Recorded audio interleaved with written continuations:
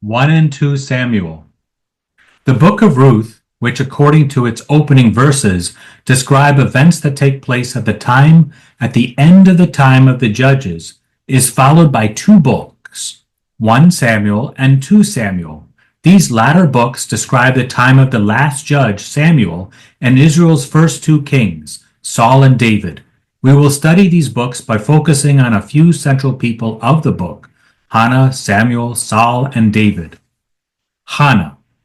The first book of Samuel begins by introducing Hannah's husband, Elkanah. According to the first verses of chapter 1, Elkanah had two wives, Peninnah, who had children, 1 Samuel 1:2, and Hannah, who was childless. When Elkanah goes up for his yearly visit to worship the Shiloh sanctuary of Samaria, he is accompanied by Peninnah and Hannah. Not until King David did Jerusalem become the capital of united Israel and center for worship.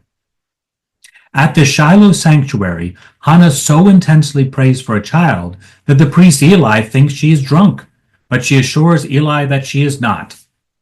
Then Eli, inspired by God, assures her that God will grant her request, and God does so.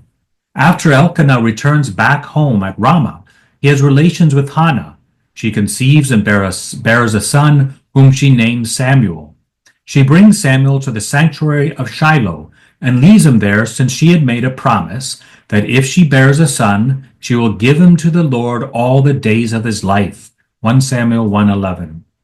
The following chapter begins with Hannah's prayer, which resembles the Magnificat of Mary. Hannah's prayer, according to Bergsma and Petrie, sets the tone for the entire books of Samuel, in particular the theme of rise and fall, of God raising the lowly and humbling the proud. Often, the lowly person who is raised and the person who is humbled is the same person, as we will see in the lives of Samuel, Saul, and David. We will see this played out first with Samuel, and afterwards in the lives of Saul and David, where, borrowing a phrase attributed to Mark Twain, history does not repeat itself exactly, but rather contains patterns that rhyme. One identifiable pattern in salvation history that providentially rhymes is the rising and fall of the lowly gaining power and then being humbled.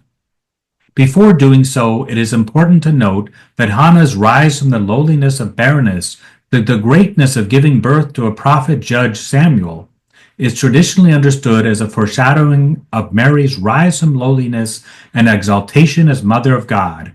Due to Mary's sinlessness, God never needed to humble her in her exalted state. She remained humble throughout her life, despite being the mother of Jesus, the Mother of God. Another distinguishing feature of Mary is that, unlike the barren and then fertile Old Testament women who foreshadowed her, Sarah, Rebecca, Rachel, and Hannah, Mary was fertile while remaining a virgin. Commenting on this difference, Hans Urs von Balthasar notes that, I quote, "The decisive appearance of God as the sole Father excludes a relation to another Father.